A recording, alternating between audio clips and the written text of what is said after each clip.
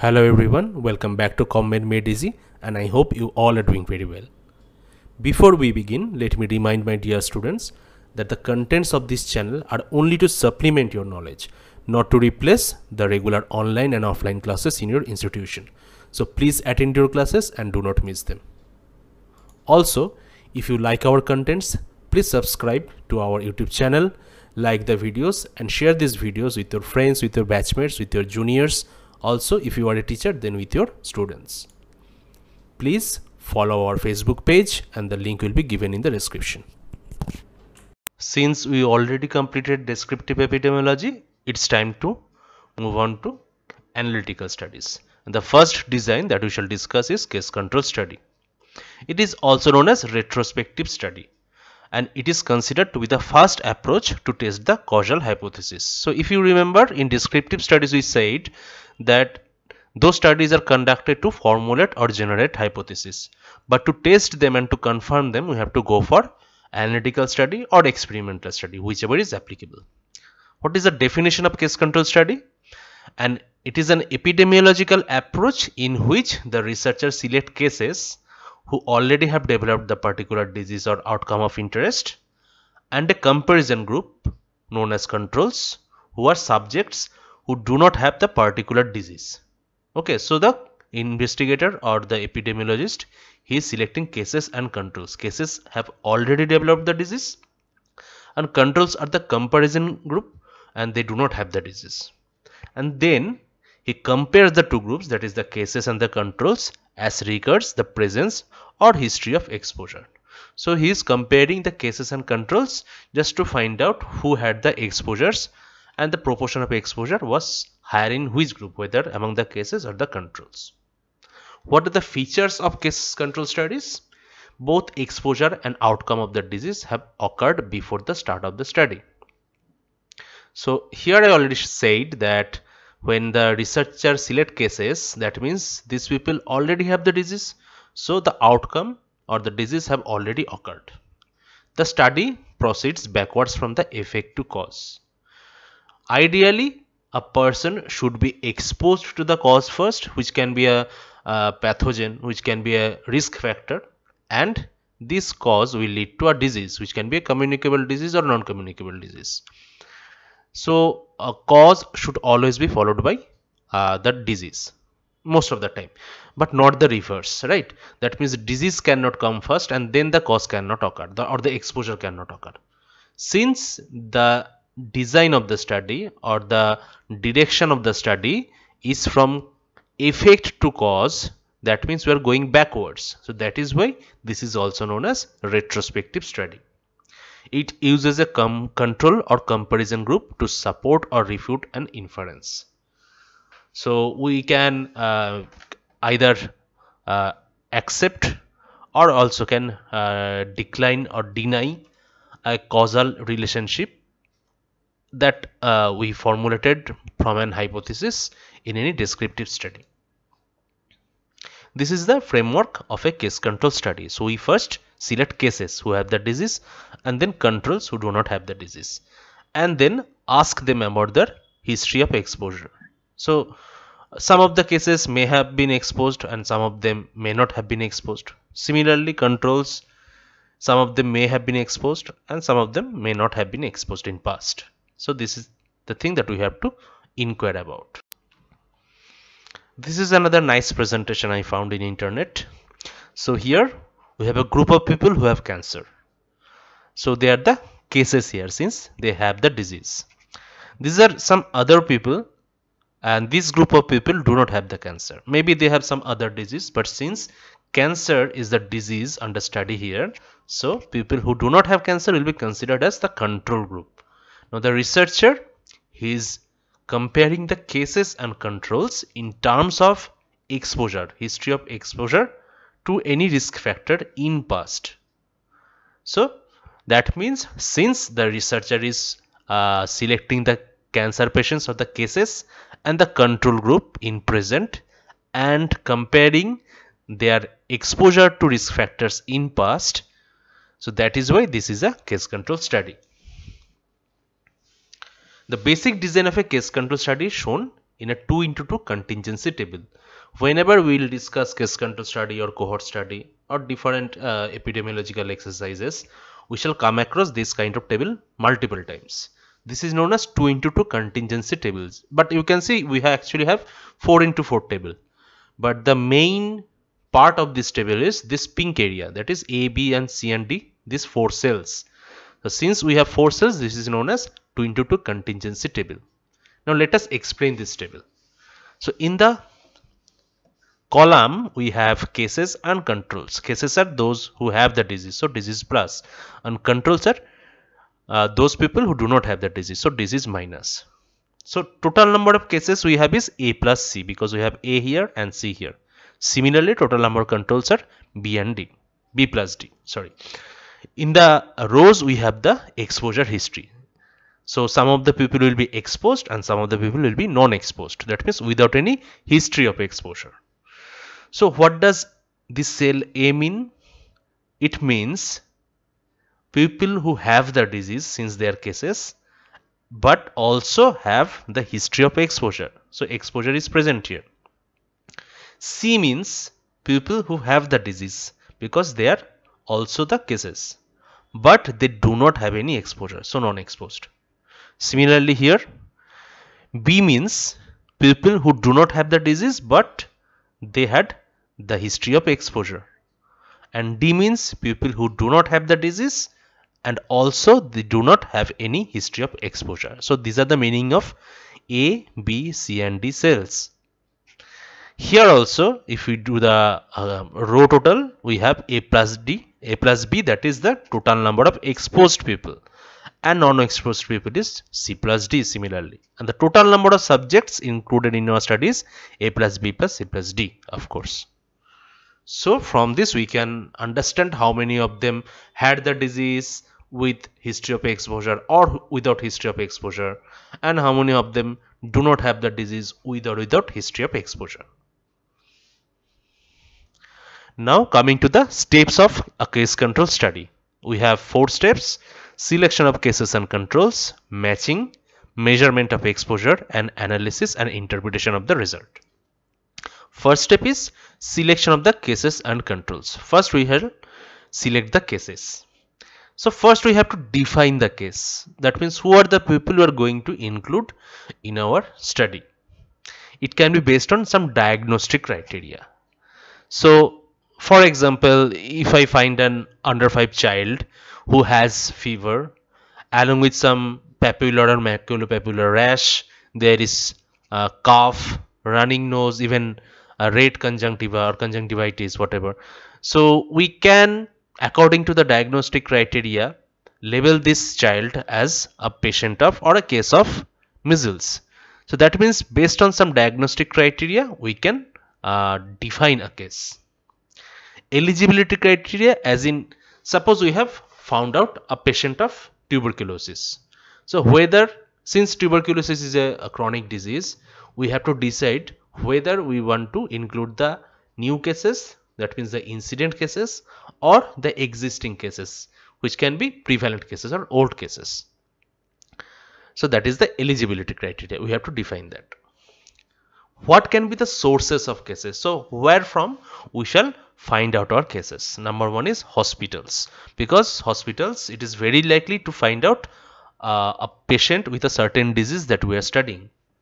Also we can find out the cases from the general population, because some of the diseases, patients with some of the diseases may not get admitted in a hospital. So suppose if we are doing a study on hypertension, you shall not get a lot of patients who get admitted in a hospital only because of hypertension, right? So that is why general population is a better place from which we can get our sources or other cases. Selection of the controls. Now if you remember, controls are those people who do not have the disease. They must be similar to the cases as possible, except for the absence of the disease under study. So of course they cannot have the disease under study, but the other characteristics should be as similar as possible with the cases. What are the sources of controls? hospital control. So suppose I have found, or rather I have selected few cases from a certain hospital. Now I can take some other patients who do not have that particular disease from the same hospital. Okay, so hospital controls can be taken. Relatives, as in maybe his father or mother or brothers, sisters, whatever. But in case of genetic study, where relatives can also have some genetic influences, relatives are not very good sources for controls. Neighborhood controls, that means if I select a case from a particular house, then people around his house can be taken as controls provided they do not have the disease. But same thing here also, if environment has any role in causation of the disease, then the neighborhood can also be exposed to the same kind of environment, so they may not be very suitable as controls, or controls can be taken from a general population, just like cases can be taken from general population. So these are the sources of cases and controls. Now the question is, how many controls are needed? So do we need one control for one case, or maybe more control for one case? That is the question. If we have large number of cases, so the total number of people who have the disease is large, so we have a huge number. In that case, we can take one control for one case. So the case to control ratio can be 1:1. If the number of the cases are limited, that means we did not get adequate number of cases, in that case we can take 1:2 or 1:3 or even 1:4 case control ratio. So that means for each case we can take 2 or 3 or 4 controls. So all this thing depends on the number of cases that we can include in our study. Remember, case control study is generally done for those diseases which are very rare. So if the diseases are very rare, the number of cases may be limited. So in that case, we may have to take 2 or 3 or even 4 controls for each case. Coming to the next stage, that is matching. It is very important, and this is also asked as a short note in your theory exam. The controls may differ from the cases in a number of factors such as age, sex, occupation, social status, etc. So since we are comparing two different groups, one group with the disease and one group without the disease, these people, that means the cases and the controls, can have different characteristics, right? For example, age, gender, education, occupation, marital status, whatever. Now these factors, along with the actual causative agent or risk factor, can also have some influence on causation of the disease. That is why, to ensure comparability, we want the cases and controls to be almost similar in terms of these other factors. And if we can ensure that, and that will be the best for our study. Okay, so to ensure that comparability, what we need to do is known as matching. What is the definition of matching? It is defined as the process by which we select controls in such a way that they are similar to cases with regard to certain pertinent selected variables. So in case control study, we select people who have the disease, that is the cases, and then we select some people who do not have the disease, that is the controls. We should select controls in such a way that certain characteristics like age, gender, occupation, marital status, education, etc. should be as similar to the cases as possible, because these characteristics may have some influence in causation of the disease. So in case control study, whether the disease is occurring because of the exposure under study, or whether the characteristics that we just discussed is different in cases and controls, that is very difficult to ascertain. So if there is any difference of these characteristics among the cases and controls, that can also lead to causation of the disease. So that is why, to ensure comparability, we must conduct matching. Another concept is confounding factor. So confounding factor is defined as one which is associated with both exposure and disease and is distributed unequally in study group and control groups.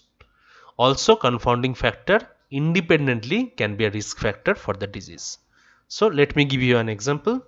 Suppose I'm trying to find out the association between coffee drinking and gastritis. So coffee drinking is the cause here and the gastritis is the effect or outcome here. So this is cause, this is effect. A third factor or the confounding or confounder can be smoking, because smoking is associated with the cause or the exposure, because lot of people who drinks coffee also are smokers. Also, the smoking independently can cause gastritis. So, confounding factor smoking is associated with both exposure group and the outcome or disease group. Also, this confounding factor independently can cause the disease. Now, suppose in a case control study, we have find out that those people who have gastritis, many of them are coffee drinkers, right? Also, people who do not have the history of gastritis, that means the controls, they do not have much history of coffee drinking. That means the proportion of coffee drinkers among the control is low. So apparently it looks like the gastritis is being caused among people who drinks coffee a lot. So coffee drinking can cause gastritis. This is the apparent assumption. But maybe among the people who had gastritis, that is the case group, they had lot of smokers as compared to the control groups. Since the proportion of smokers in the cases are more, it is very difficult to say whether the disease, that is gastritis, actually was caused by the coffee drinking or due to the smoking, because there are lot of smokers in this group. On the other hand, since in the control group there were not many smokers, probably that did not cause the gastritis. So the controls did not have the gastritis. So whether this absence of gastritis was because of less amount of smoking or less amount of people who were coffee drinking, so that is very difficult to ascertain. So as you can see, it is written here, confounding factor is distributed unequally in the study and the control groups. So in this case, there were lot of smokers in the gastritis group or the case group. So it is difficult to say whether this gastritis was caused by coffee drinking or due to the smoking. This is another problem with confounding factor. So to avoid all these things, what we can do is matching. Matching can be group matching or pair matching. Group matching is the frequency distribution of matched variable must be similar in the study and the comparison group. So suppose in the case group we have 60% male and about 30% in the elderly population or 60 years and above. Similarly, in the control group also we must have 60% male and 30% of this control group should be above 60 years of age. So by keeping the male and female population or proportion similar in case and control group, and also the proportion of elderly population similar in the case and the control group, we can actually avoid the effect of gender as well as age in causation of the disease in this particular case. What about pair matching? Whenever we select a case, that means who has the disease, we must select one control for that case in such a way that they have similar characteristics. For example, if the first person, or rather the first case, says he is a 30 years old male with history of smoking, then we must select a control in such a way that he is also a 30 years old male with history of smoking. Only difference is the case has the disease and the control does not have the disease.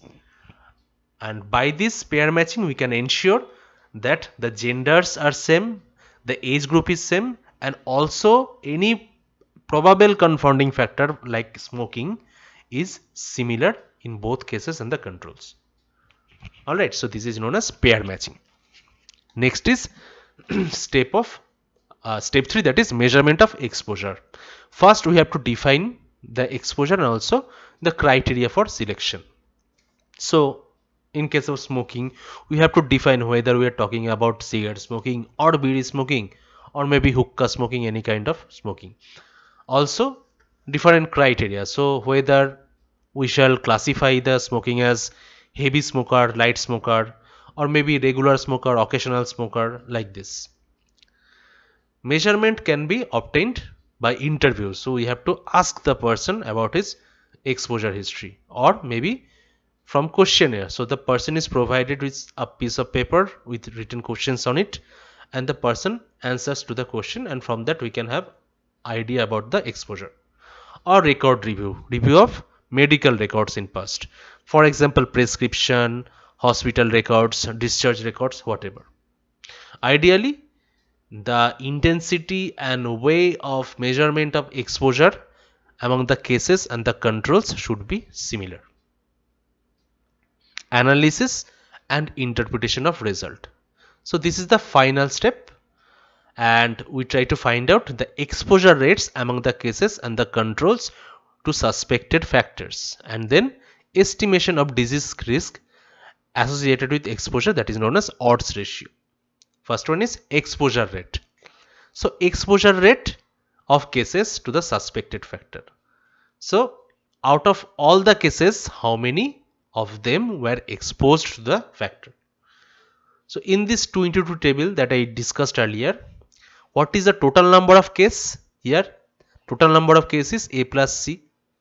Out of all these cases, how many of them were exposed? So if you can see this C, they were non-exposed, but A, they were exposed. So the exposed rate or exposure rate of cases to suspected factor is A divided by A plus C, right? Because we are trying to find out of all cases, that is A plus C, how many of them were exposed, that is A. So A divided by A plus C.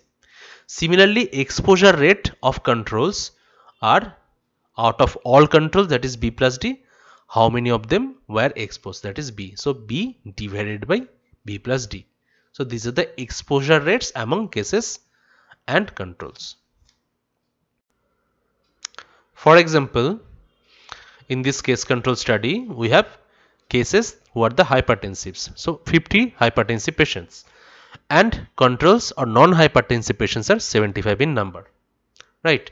Here the exposure is excess salt intake, that is more than 5 gram per day. So this is exposure plus. Exposure minus is salt intake 5 gram or less than 5 gram per day, because they are not exposed to high salt intake, that is more than 5 gram per day. So the exposure rate of hypertensives is, out of total 50 hypertensive patients, 40 had salt intake more than 5 gram per day. So 40 divided by 50, that is 0.8. Similarly, exposure rate among non-hypertensives is 50 divided by 75, that becomes 0.2. So these are the exposure rate of hypertensives and non-hypertensives. Coming to the next part, that is estimation of risk, which is calculated by odds ratio. Now it is, as the name suggests, it is the ratio of two odds. Remember, we are talking about two odds, that is why this is a plural form. This is not apostrophe S, this is ODD, and because this is a plural word, that is why odds S. This is also known as cross product ratio. This is a measurement of strength of association between risk factor and outcome. Now in this example, the odds of exposure among cases is A by C, and odds of exposure among cohorts is B by D. Alright, now how this A by C and B by D figure is coming? Now this is a different, I will say a difficult concept for the undergraduate level, and that is why I am intentionally skipping this part. Maybe in future I shall prepare a separate video on odds ratio and I shall discuss how these figures are coming. But for the time being, just remember these figures. Odds of exposure among cases is A by C. Odds of exposure among cohorts is B by D. Odds ratio is the ratio of these two odds. So in the numerator we have A by C, and the denominator we have B by D, which turns out to be AD and BC. So basically we are multiplying A with D, so A with D, and in the denominator we are multiplying B with C, so B with C. Since we are multiplying with the opposite directional cell here, so this is why this is known as cross product ratio, because it forms like a cross structure. So AD and BC, so X like or cross like structure. So this is why this is known as cross product ratio. Example, so here odds ratio is AD is 14 to 60 and denominator is 15 into 10. So this turns out to be 16. So in this study the odds ratio is 16. Question is how we are going to interpret the odds ratio. So in a study is a case control study between the association of excess of salt intake and hypertension. The odds ratio was found to be 16. So what does it mean? How do we interpret the odds ratio? Interpretation of odds ratio can be very tricky. Odds ratio denotes the odds of exposure among cases as compared to that of controls. So what is the odds or probability of exposure among the cases as compared to the probability of exposure among controls? So to understand this, let us look at this diagram. Suppose the disease here is COPD and the exposure is smoking. So whether smoking is associated with COPD or not, that we are trying to find out. Say in the case control study, the odds ratio was found to be 2. In the book of Park and in many standard textbook, the explanation is given like this. The people with smoking history or those people who are smokers have 2 times higher chance of developing COPD as compared to non-smokers. So that is the explanation given in book. But this is not so. Odds ratio does not tell us what is the chance of exposed people getting the disease as compared to non-exposed people. It does not say anything like that. So what does odds ratio say? To understand this concept, we have to look at this table. So we have total A plus C number of COPD patients, the cases. Out of them, only A had a history of smoking. C, they were not smokers. We have to understand that COPD can be caused from smoking but can also be caused from other causes. For example, maybe the person works in a mine, or maybe he is a traffic surgeon. That means he is constantly exposed to environmental pollution, or maybe different chemicals from mines which can cause the COPD. So that means if I find a COPD patient, not necessarily he will always be a smoker. Probably he is not a smoker. So what is the probability that a COPD person is a smoker? That is given by odds of these cases being exposed. If you remember this diagram, this one, odds of exposure among cases, right? All right. Similarly, if we look at the controls B plus D, that means these people do not have the COPD. You will see that certain number of them will have history of smoking, B, but D are the people who do not have smoking history. Also, you have to remember that if a person smokes, it does not mean he will always develop the disease. He may not even develop the disease. So here also, if I find out a person who do not have the disease, that means he is a control. There is a probability he is a smoker. There is a probability he is not a smoker. We have to find out what is the probability of this control being a smoker. Okay, so that is given by B plus D here. So if we compare the probability of a case being a smoker to the probability of a control being a smoker, that number is given by odds ratio. So that means if I, in this example where the odds ratio is 2, that means the probability of a case being a smoker is 2 times the probability of a control being a smoker. This is the correct interpretation.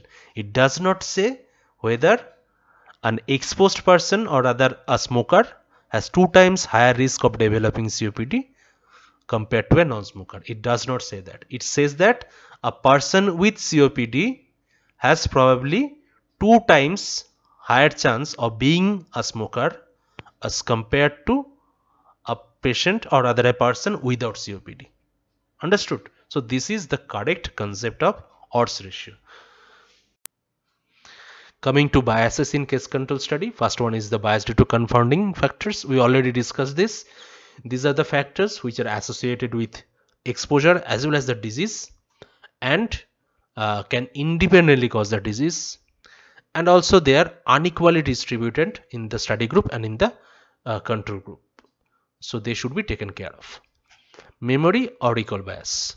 Now cases and controls are asked about their exposure.